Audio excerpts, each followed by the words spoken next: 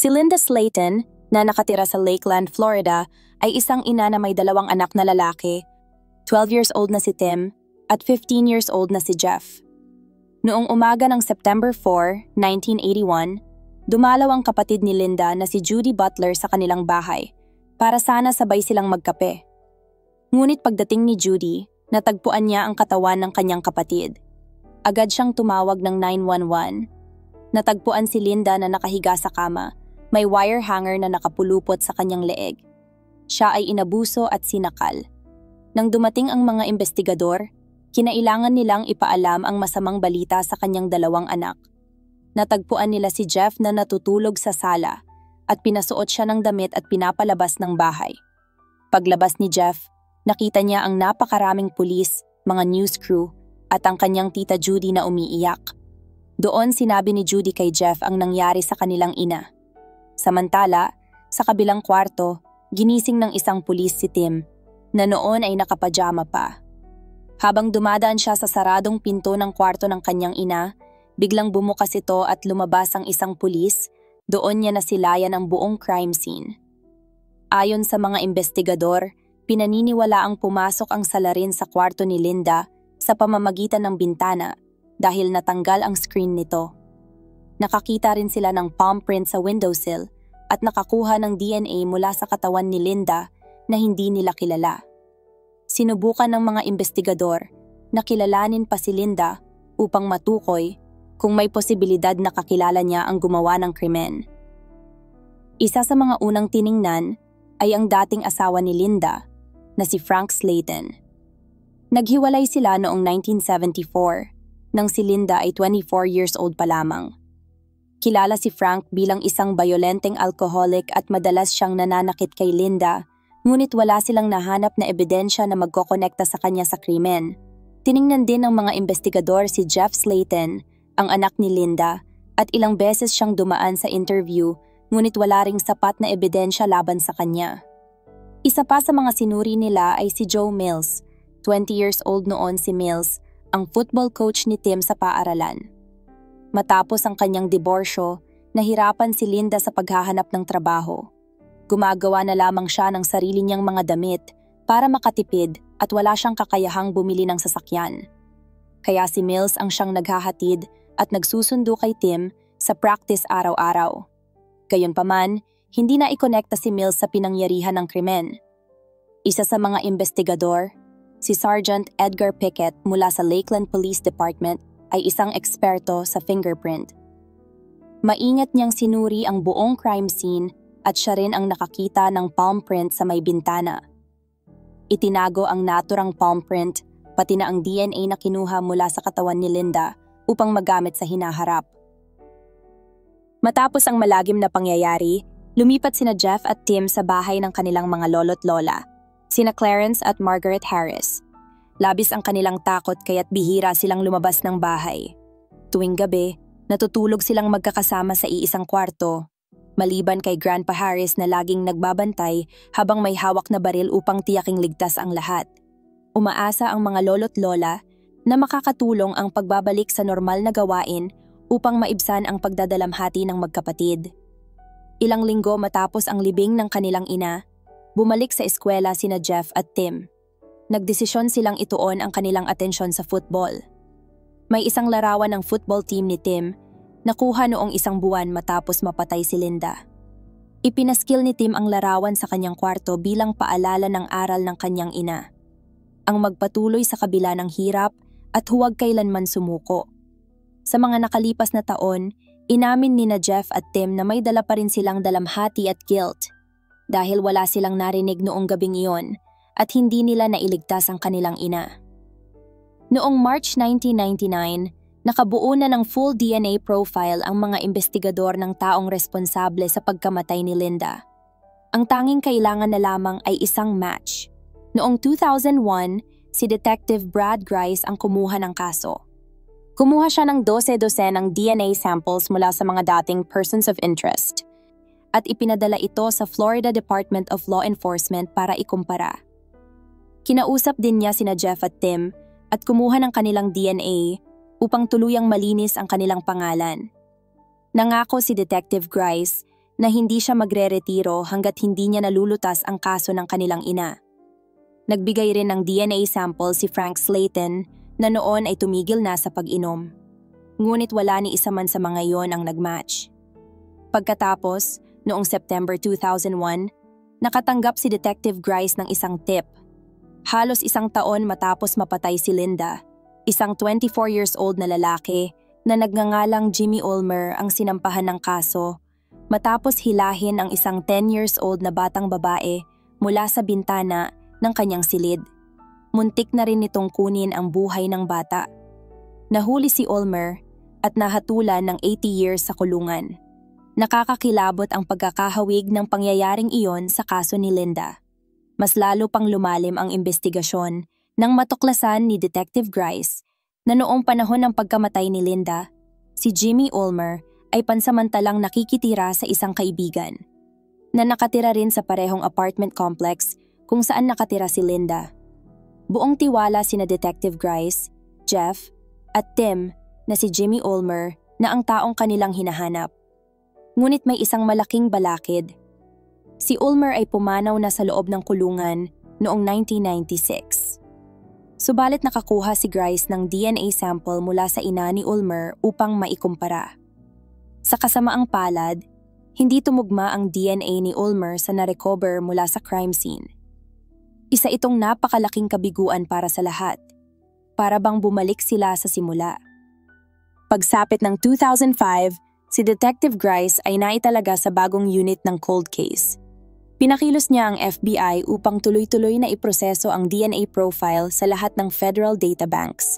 Subalit lumipas ang mga taon na wala pa ring tugma.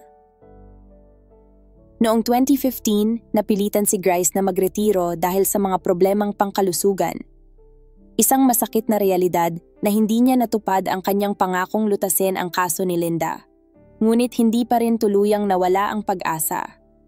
Pagsapit ng 2018, isang makabago at makapangyarihang teknolohiya sa DNA ang nagsimulang baguhin ang takbo ng investigasyon sa buong bansa. Isa sa mga pinakatanyag sa larangang ito ay si C.C. Moore, isang eksperto sa investigative genetic genealogy, na nagpasya na kunin ang kaso ni Linda. Si Moore ay kilala sa pagsasara ng maraming cold case. Marami sa mga ito ay nailathala na rin sa mga palabas at dokumentaryo. Ini-upload niya ang DNA profile ng suspect sa isang pampublikong genealogy website na tinatawag na GED Match. Mula roon, isa-isang binuo ni Moore ang family tree ng salarin, dahan-dahan, sangay sa bawat sangay. Upang punan ang family tree, sinuri niya ng masinsinan ang mga birth certificates, marriage licenses, obituaries, at pati na rin ang social media. Sa pag-uugnay ng mga ito, natukoy niya ang 3 sangay ng pamilya na may connection sa DNA at sa huli nagtagpo ang lahat sa isang pamilya. Ipinaliwanag ni Moore na ang 3 genetic networks ay nagsama-sama sa iisang family tree na nagturo sa isang pamilya kung saan isang anak na lalaki lamang ang mayroon, kaya't malaki ang posibilidad na siya ang may-ari ng DNA. Pagkatapos ng daan-daang leads at pag-iimbestiga sa maraming suspect, natukoy ni C.C. Moore ang salarin sa loob lamang ng isang weekend. Ang lalaking ito ay si Joseph Clinton Mills, si Coach Joe, ang parehong coach na araw-araw naghahatid at nagsusundo kay Tim sa football practice. Bago ipaalam kina Jeff at Tim ang natuklasan, tiniyak muna ng mga awtoridad ang lahat ng detalye. Sa final report ni C.C. Moore noong 2019, kinumpirma niyang si Joseph Mills, na noon ay 58 years old na, ay nakatira sa Kathleen, Florida, halos kalahating oras lang ang layo mula sa crime scene. Ang mga susunod na henerasyon ng mga investigador ng Lakeland Police Department, sina Detectives Tammy Hathcock at Russell Hurley, ang tumutok sa kaso ni Linda Slayton. Muli nilang sinuri ang mga lumang case files at natuklasang si Joseph Mills ay na-interview noon, ngunit saglit lamang. Sa panayam na iyon, sinabi ni Mills na inihatid lamang niya si Tim pauwi at wala siyang alam sa nangyari kay Linda. Habang mas lumalalim ang investigasyon, nalaman ng mga detective na noong 1984 nahatulan si Mills ng grand theft dahil sa pamemeke ng isang testamento. Hindi siya nakulong, ngunit siya ay na-fingerprint at kinunan din ng palm print. Noong August 2019, ikinumpara ng mga investigador ang mga lumang fingerprint ni Mills sa palm print na narecover ni Sergeant Edgar Pickett mula sa bintana ni Linda halos 38 years na ang nakalipas. Tumugma ito. Ang makabagong teknolohiya sa genetic genealogy ang nagturo kay Mills bilang pangunahing suspect at ang lumang palm print ang nagkumpirma. Ngunit para tuluyang mapatotohanan ang pagkakakilanlan, kinailangan pa rin nina Detectives Hathcock at Hurley na makakuha ng sariwang DNA sample mula kay Mills. Sa lihim na operasyon, kinuha nila ang basurang itinapon ni Mills at dinala ito sa himpilan. Doon nila natagpuan ang isang ginamit na medical adhesive tape na agad nilang ipinadala sa Florida Department of Law Enforcement Crime Lab. 11 araw ang lumipas, bumalik ang resulta. Ang DNA sa tape ay tugma sa DNA mula sa crime scene. Si Joseph Mills ang pumatay kay Linda Slayton. Sa wakas, nasabi na kina Jeff at Tim na ang halimaw sa likod ng krimen ay nahuli na. Napakasakit para kay Tim, lalo pat matagal niyang hinangaan si Coach Joe. Aniya, nakakadiri. Buong akala ko isa siyang mabuting tao. Buong panahong iyon, ako pa rin ang kanyang hinahatid at sinusundo pagkatapos niyang kitilin ang buhay ng nanay ko. Noong December 12, 2019, inaresto si Joseph Mills. Binasahan ng Miranda rights. Hindi nagpakita ng emosyon si Mills. Hindi man lang siya nagtanong kung bakit siya inaaresto, para bang alam na niya.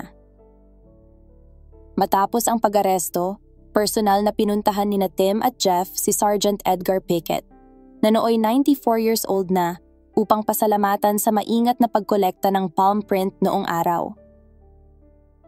Noong unang tanungin si Joseph noong September 1981, nagkunwari siyang wala siyang alam tungkol sa krimen at iginiit na minsan lang niyang nakita si Linda.